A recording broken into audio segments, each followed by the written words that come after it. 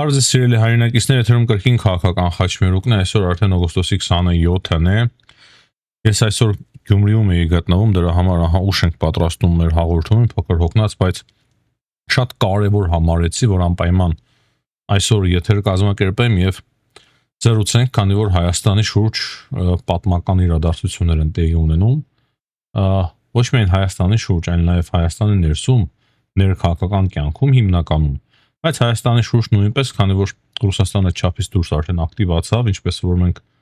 կանխատեսել էինք, Սախարովայի նոր հայտարարությունները հստակ վկայում են այն մասին, որ Ռուսաստանը մշակում է ինչ որ պլաններ Հայաստանի վերաբերյալ եւ այդ հայտարարություններից ես միանշանակ տվյալ եզրահանգմանը եկա, սա այն է, ինչի մասին խոսում ենք մի քանի օր, մանրամասն խոսենք, հասկանանք, թե ինչ որոշում կայացրեց այսօր դատարանը Ռոբերտ Քոչարյանի մասով, ինչ է որոշվել նաև Սերժ Սարգսյանի մասով եւ այդպես շարունակ։ Ուկրաինայից նույնպես կարևոր հարցեր կան քննարկելու։ Իրոք հետաքրքիր մեկ հարց կա Ուկրաինայից, որը որ ինձ մտահոգեց, դա Բլումբերգի հրապարակումն է այն մասին, որ Ռուսաստանը կարող է տակտիկական ատոմային ռումբ կիրառի Ուկրաինայի դեմ։ Փորձենք հասկանալ ինչի մասն է խոսքը, քանի որ հիմա մենք խոսեցինք, որ ՑՌՈ-ի ղեկավարներ գտնվում Ռուսաստանում, չնայած կոնկրետ այդ մասին չի խոսվում, բայց ես կարծում եմ եւ գրեթե համոզված եմ, որ այդ այցը ուղիղ կապ ուներ այս հաղորդագրության հետ, որը որ հրապարակում է Բլումբերգը։ Հերթով ամեն հարցին անդրադառնանք։ Նախքան հաղորդումը սկսելը, չէ, կոչ չեմ անելու լայքել, բաժանորդագրվել, քանի որ այդ կոչս միշտ էլ ուժի մեջ է, նախքան հաղորդումը սկսելը, ուզում եմ ասել, որ Գյումրիում այցելեցի Ավետիք Իսահակյանի տուն-թանգարանը,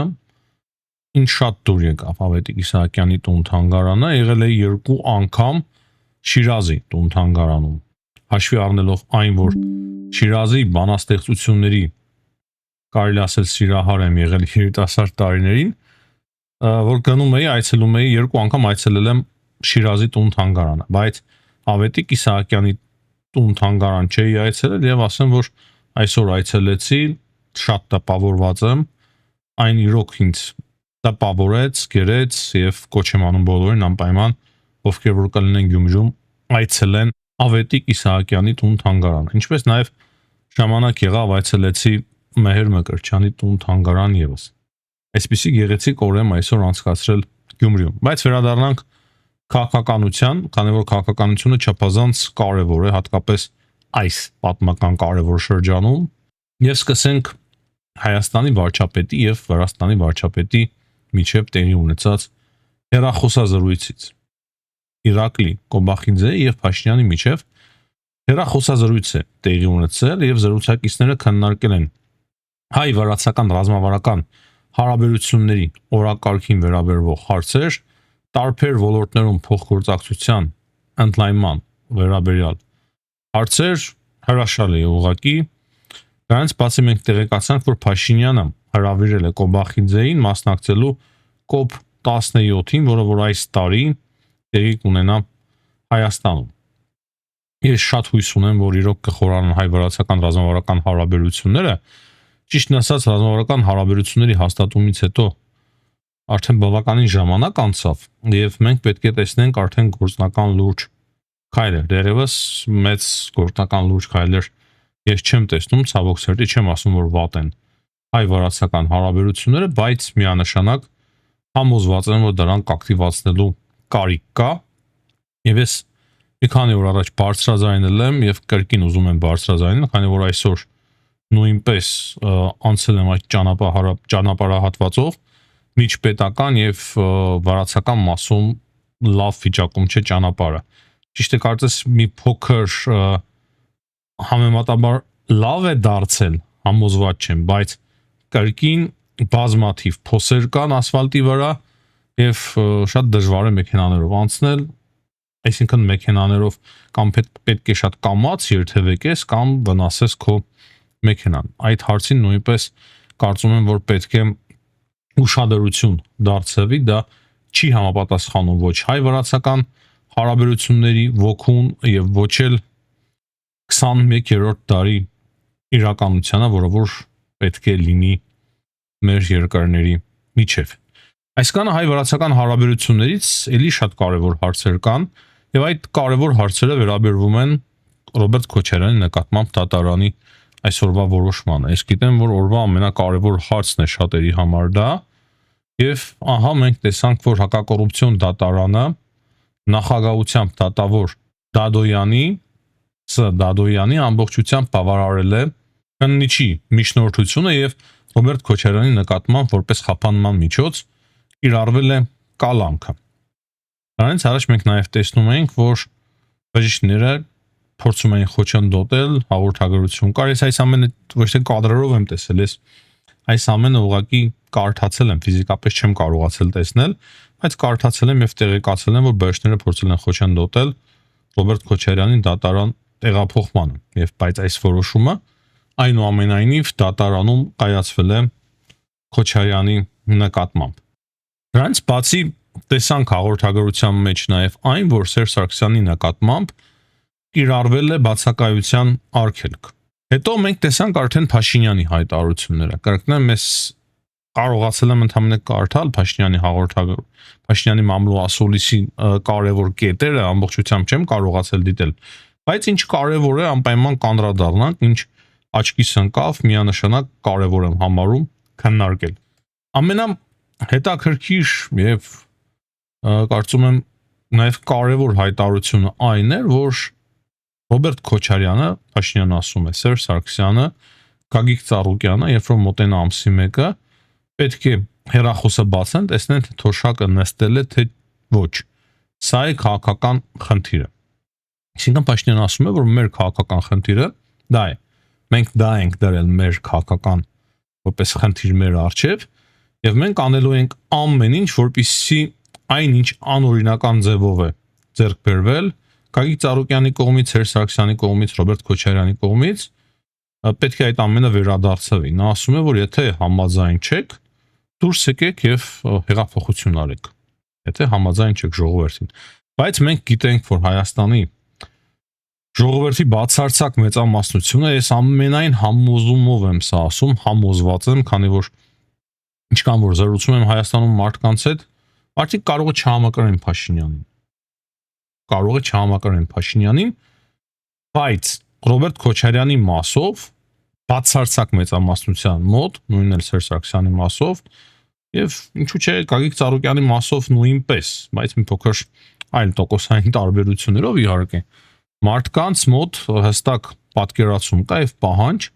որ այս ամենը տեղի ունենա։ Եվ Փաշինյանը հաստատ գիտե այդ մասին, մեզանից էլ շատ ավելի լավ, դրա համար այդպիսի հայտարարություններով հստակ շատ բարձ հանդես է գալիս։ Հենց բացի նա ասեց այն, որ խելուրդ են ասում իրավապահ համակարգում նրանց, ովքեր որ ինֆորմացիա են փոխանցում։ Փաշինյանը խոսեց փաստացի այն մասին, որ մինչև ԱԱԾ-ի ներս մտնելը մի հատ պաստառ է, ինչ է, Քոչարյանի տանը փակցրել բարով եկաք, թե նման ինչ-որ մի գրությամբ երեխաների հարցն էին նաև շահարկում, այսինքն մեկը մյուսին չի անպատասխանում, բայց Փաշինյանը անդրադարձավ նաև այն հարցին, թե ով է արդյոք տրամադրել այդ ինֆորմացիան իրավապահ համակարգից, եւ նա հստակ ասում է, որ ինքը իրավապահ համակարգի առջև դրել է խնդիր, որ պետք է շատ արագ գտնեն, թե ով է այդ ինֆորմացիան փոխանցել։ Եթե կոնկրետ ժամկետում չգտան, ասելու եմ ինքնա, ասել է Փաշինյանը։ Նրանց բացի նա ասում է, որ եթե կոնկրետ որոշումներ, անուններ չեղան, իրավապահ համակարգում զանգվածային ազատումներ են լինելու։ Սա էլ շատ խիստ հայտարարություն է։ Հստակ մենք տեսնում ենք, որ Փաշինյանը կարծես թե հունից դուրս է եկել եւ ուզում է մեծ փոփոխություններ, որ տեղի ունենան դատական համակարգում, իրավապահ համակարգում նույնպես։ Դատական համակարգից էլ է խոսել է թե ինչպես են ապրում դատավորները, ինչպես են արագ թոշակի գնում, որպեսզի գործը չավարտեն եւ այլն եւ այդպես շարունակ։ Այս մասին մենք բոլորս գիտենք, տեղյակ ենք, միջայլոց ուրիշ տեղերում օտար երկրյա Telegram-յան ալիքներում տեսա Փաշինյանի խոսքերից հաղորդագրություն այն մասին չեմ կարող հաստատել, քանի որ ուրիշ տեղում եմ տեսել Ռուսաստանի մասով, որ Ռուսաստանի հետ հարաբերությունները վերանայվում են այն առումով ծրագրում, որ ռազմավարական դաշնակից այլևս կարծես չէ Ռուսաստանի դաշնությունը, կարող է նաև նուրբ եմ ես ձևակերպում, բայց ընդհանուր առմամբ իմաստը դա էր, ռազմավարական կարևոր դաշնակից չէ, քանի որ այդ ձևը իրեն պահում Ռուսաստանի դաշնությունը, մոտավորապես այդ ձևի հայտարարություն է արել Փաշինյանը, եթե նման բան եղել է, կրկնեմ ես այսօր, քանի որ Գյումրիում էի, մասամբ բաց եմ թողել այն ամենը ինչ տեղի ունենում եւ ինչ կարողացել եմ գտնել, ուղղակի ֆիզիկապես հիմա չեմ կարող այդ ամենին կրկին նստել, փնտրել, անդրադառնալ, ժամանակ էլ հետո չէր լինի, որպեսզի մենք հաղորդում անենք եւ ինչ կարդացել եմ, ինչ տեսել եմ համացանցում, այդ մասին եմ խոսում։ Հիմա կարևոր է անդրադառնալ Զախարովայի հայտարարություններին, այսա տեսել եմ, ստացվել է, որ տեսնեմ եւ ինձ իրոք շատ հետաքրքիր է թե ինչ է մտածում Ռուսաստանի Դաշնությունը Հայաստանի վերաբերյալ, քանի որ ես կարելի ասել, եթե ոչ համար առաջին սպառնալիքը տեսնում եմ Ռուսաստանի Դաշնությունից, բայց ոչ պակաս սպառնալիք եմ տեսնում, այսինքն եթե Ադրբեջանի եւ Թուրքիայի հետ համեմատենք, նույնիսկ ավելին, այս բայդրությամբ ընդհանուր քաղաքական իրավիճակը այնպիսին է Ադրբեջանի հետ կապված եւ Թուրքիայի, որ համար առաջին վտանգները գալու են ցավոք սերտի Ռուսաստանի Դաշնությունից։ Չեմ ասում թե ադրբեջանցիների եւ թուրքերի հետ համեմատենք, դա է քաղաքական իրականությունը, իրողությունը, արտաքին քաղաքական սա է, դրա համար չափազանց ուշադիր է հետեւել թե ինչ հայտարարություններ են անում ռուսները եւ Զախարովան ասում է, որ Հայաստանը ցանկանում է օգտվել Եվրամիության անդամակցությունից առանց հրաժարվելու ԵԱՏՄ-ի առավելություններից։ Հետո ավելացնում է Զախարովան, որ եթե Եվրամիությունը չվարեր ԵԱՏՄ-ի շրջանակներում ինտեգրացիոն կապերի խաթարման ուղղված քաղաքականություն, մենք կարող էինք դիտարկել որոշ հնարավորություններ։ Այս պահին նման հնարավորություններ գոյություն չունեն։ Անկեղծ ասեմ, Զախարովայի այս հայտարարության վերաբերյալ իմ դիրքորոշումը։ Զախարովան ճիշտ է, որ խնդիրներ իրենք ունեն Եվրամիության հետ, բայց Զախարովան շփոթում է այն, թե ինչու է այս ամենը ստեղծվել, ինչու է այդ ամենը առաջացել, թե Հայաստանի հետ, թե Եվրամիության հետ, որտեղից սկսվեց իրենց խնդիրները Եվրամիության հետ։ Այսինքն ոչ թե Եվրամիությունն է ստեղծել խնդիրներ, խոչընդոտներ եւ ԵԱՏՄ-ի հետ խաթարման ուղղված քաղաքականություն է վարել, այլ հենց Ռուսաստանի Դաշնությունն է դա արել։ Ես հիշում եմ ինչպես Սերժ Սարգսյանին մեկ գիշերվա մեջ ստիպեցին, որ ինքը մտնի ԵԱՏՄ։ Մինչև այդ Սերժ Սարգսյանը փորձում էր խորացնել հարաբերությունները Եվրամիության հետ, խաղեր էին խաղում ասոցիացիան համաձայնագիրը, նույնիսկ ես որպես հասարակական կազմակերպության ներկայացուցիչ բազմաթիվ հասարակական կազմակերպությունների հետ միասին, որոնք որ սահմանակցում են Հայաստանի հետ, Վրաստանից մենք գնում էինք Հայաստան հանդիպումների տարբեր հասարակական կազմակերպությունների հետ, ծանոթությունների խորացնում էինք հարաբերությունները, իրենք էին գալիս մեզ մոտ, դա Եվրամիության ծրագիրն էր տվյալ շրջանակներում եւ այդ ժամանակ էլ հիշում եմ եվրոպացիները հստակ ասում էին, որ տեսնենք Հայաստանի մասով վերջնական ինչ որոշում կկայացվի, իրենք էլ էին կասկածում, իրենք էլ պատկերացնում էին, որ կարող է մի բան չստացվի եւ ցավոք սրտի այդ ժամանակ այդպես էլ եղավ։ Այսինքն Ռուսաստանի Դաշնությունն էր, որ կոնկրետ քայլեր իրականացրեց, որպեսզի Հայաստանի նման երկրներին փոկի Եվրամիության հետ ինտեգրացիայից։ Եվ իրենց կապերը, որ հիմա այս ձևի են, բնականաբար իրենց քաղաքականության պատճառով է Ուկրաինայի եւ Վրաստանի նկատմամբ պատերազմների պատճառով, ագրեսիայի պատճառով, որը որ տեղի ունեցավ 2008 թվականին եւ հետո մենք արդեն բարբերաբար դա տեսանք նաեւ Ուկրաինայի նկատմամբ։ Հիմա ավելի կարևոր իր հայտարարության մասին։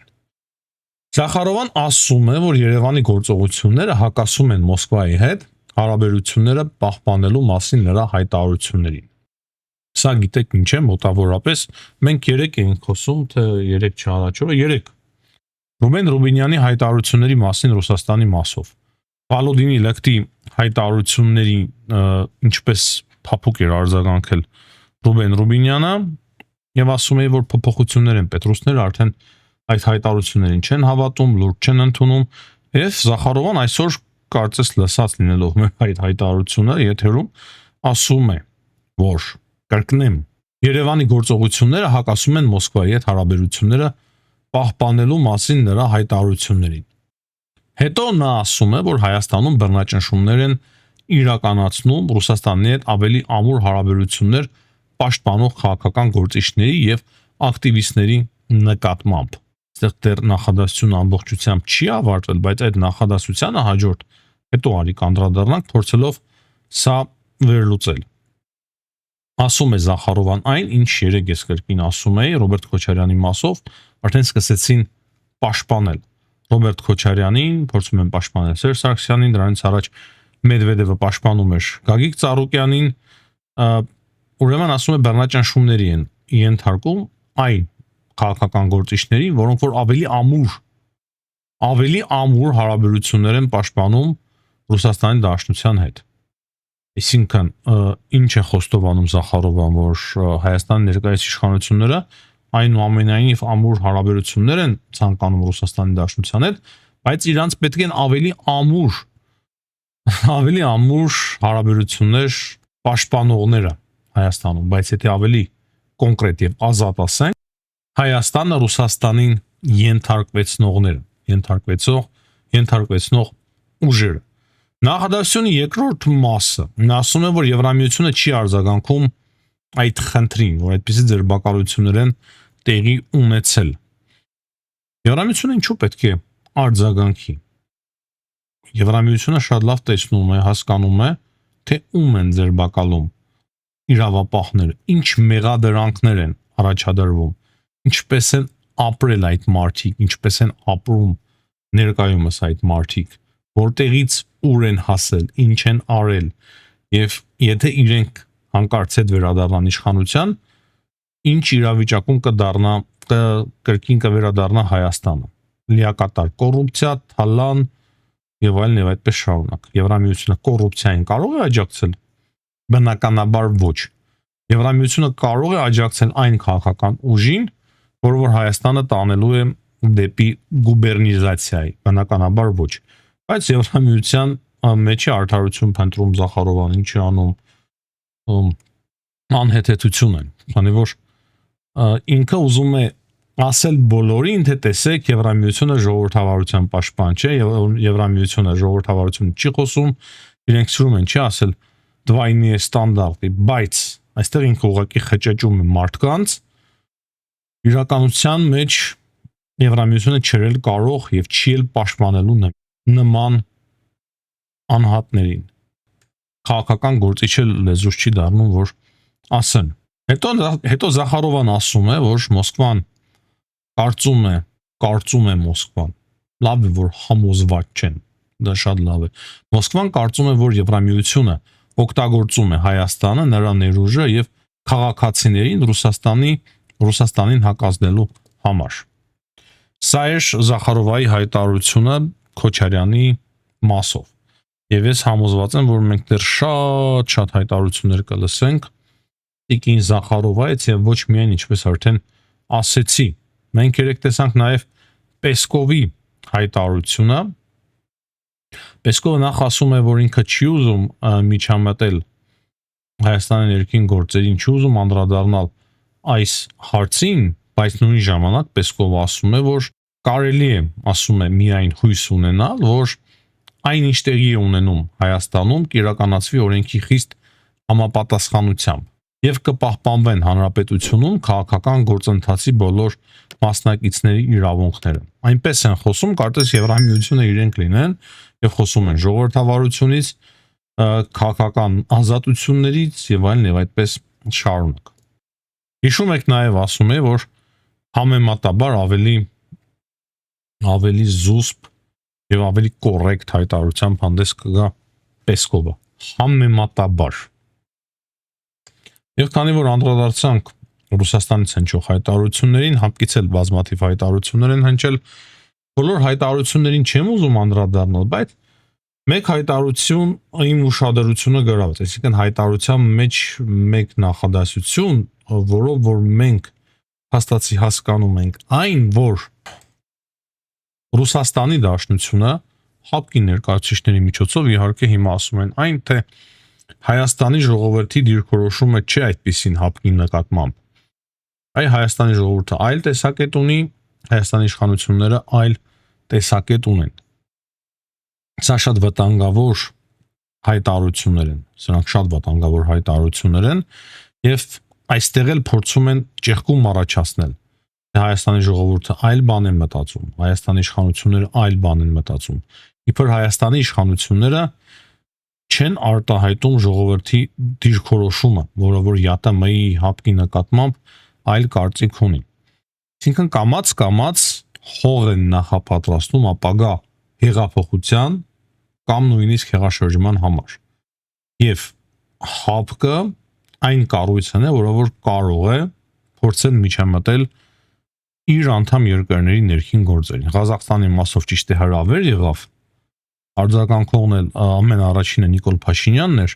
բայց Հայաստանի մասով ապագայում կարող է այլ հրավիրողներ լինեն եւ այլ սցենարներ տեղի ունենան։ Աստված ոչ արասցե իհարկե, բայց նման հոտ 1-1 գալիս է։ Դրա համար այդպիսի հայտարարություններին ես շատ ուշադիր եմ վերաբերվում։ Երեք նաև եղավ Ռուսաստանի ԱԳՆ-ից ուրիշ հայտարարություն, որը որ վերաբերվում էր երկաթուղիների հարցին։ Սա էլ լավ է, որ չմոռացանք, կարևոր հարց է։ Ուրեմն նրանք ասում են հետևյալը, որ հաշվի առնելով այն, որ երկաթուղու կոնսենսիան որևէ մեկին փոխանցելու հարցը նախկինում երբեք չէր բարձրաձայնվել,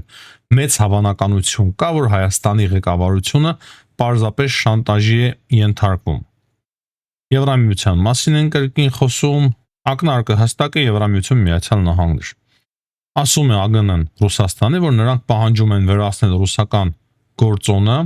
տրանսպորտային ոլորտում, խոստանալով բազմամիլիոն դոլարանոց ներդրումներ, տնտեսական ենթակառուցվածքներ եւ այլն այդպես շարունակ, այդպիսի մի հայտարարություն, բայց ասում են, որ լուրջ ոչինչ տեղի չի ունենա, այսինքն նորմալ օգնություն Հայաստանը ի վերջո չի էլ ստանա։ Հիմա այստեղ որն է ամենակարևոր մասը։ Այստեղ էլ ուրիշ հող են նախապատրաստում Հայաստանի իշխանությունների նկատմամբ։ Այսինքն ամեն ինչ արվում է, որ Հայաստանի իշխանություններին ներկայացնեն որպես խամաճիկ Եվրամիության եւ Միացյալ Նահանգների ձեռքում։ Եվ փաստացի մի պատկեր են ստեղծում, որ Հայաստանը, ինչպես արդեն նշեցի, իշխանությունները խամաճիկ են Միացյալ Նահանգների եւ Եվրամիության ձեռքում եւ դրա հետ մեկտեղ ժողովրդի կարծիքը այլ է Եվրամիության նկատմամբ, ԵԱՏՄ-ի եւ հապկի, այսինքն դեմ են Եվրամիությանը, կողմ են հապկին եւ ԵԱՏՄ-ին։ Սա են անում հիմա ռուսները, սա շատ կարեւոր է, որ մենք հասկանանք։ Մեկ հայտարարություն նույնպես Եվրամիության մասով եւ Հայաստանի մասով Ռուսաստանի ԱԳՆ-ից, երթով ես այստեղ հավաքել եմ կարևոր հարցերը եւ տեսնում եմ, որ այս հարցի կողքով նույնպես չի կարելի անցնել։ Ռուսաստանի Դաշնության ԱԳՆ-ն նաև մեկնաբանել է Փաշինյանի խոսքերը, որ հիմա Փաշինյանը չի ասում էր հայտ ենք ներկայացնելու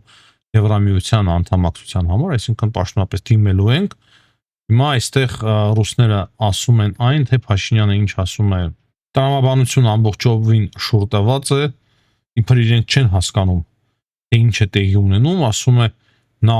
նախ պետք է այնպես լիներ, որ հանրակրվե լիներ, հետո նոր դիմեին անդամակցության հայտ ստանալու համար, բայց այստեղ հակառակն է տեղի ունենում, նախ դիմելու են հայտ ստանալու, հայտ են ներկայացնելու անդամակցության տեխնացուի կարգավիճակ ստանալու համար, հետո նոր արդեն հանրակրվեն անցկացնում։ Կրկին այստեղ եւս շատ պարզ է, թե ուր է տանում այս հայտարարություններով Ռուսաստանի ԱԳՆ-ն։ Ուկրաինայի մասով հիմա անդրադառնանք, ավարտենք Հայաստանին վերաբերող հարցերը, շատ կարող է երկարնա, եթե մենք խորանանք այս բոլոր հարցերի մեջ, Ուկրաինայի մասով էլ չեմ ուզում շատ երկարացնել, ասեմ այն, որ այսօր Ուկրաինան 3 օզոնի մեծ լոգիստիկ կենտրոնի հարվածել, որոնցից մեկը Օրենբուրգում էր, մնացածները ճիշտ ասած չեմ հիշում, բայց կարևոր տեղեկություն կա նաև VTB-ի մասին, մինչև սա որ հարվածներ էր հասցվում Wildberries-ին, օզոնին չէ։ Դա շատ մեծ վնաս է հասցրել Ռուսաստանի մեծ բանկերից մեկին, VTB-ին, եւ իրոք Ռուսաստանում կարող է շատ արագ այդ ամենը վերածվել մեծ խոշոր տնտեսական ճգնաժամի եւ նույնիսկ երկիրը շատ արագ կարող է հասնել default-ի, այսինքն այսօրվա ամենակարևոր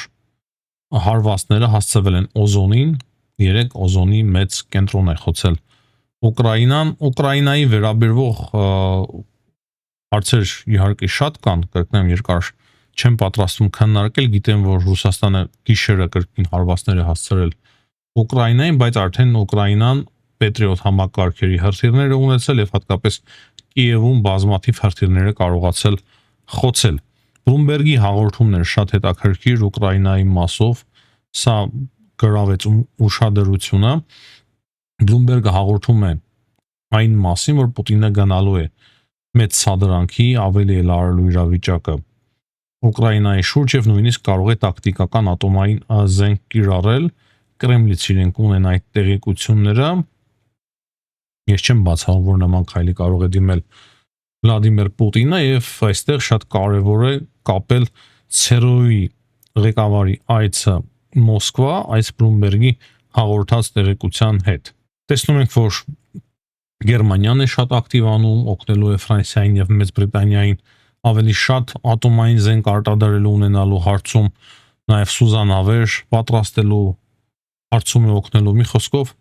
այսպիսի մի բարդ իրականություն է ստեղծվել ռուս-ուկրաինական պատերազմի շուրջ։ Այսօր պայթուն է տեղի ունեցել Սանկտ Պետերբուրգում, գնդապետ է մահացել, որքան հիշում եմ, մի խոսքով սա է եւ բավականին կարեւոր իրադարձություններ են տեղի ունենում, ինչպես տեսնում եք։ Հիմնականում ահա այսքանը, հաջողություն եմ մաղթում բոլորին, ցտեսություն, կհանդիպենք։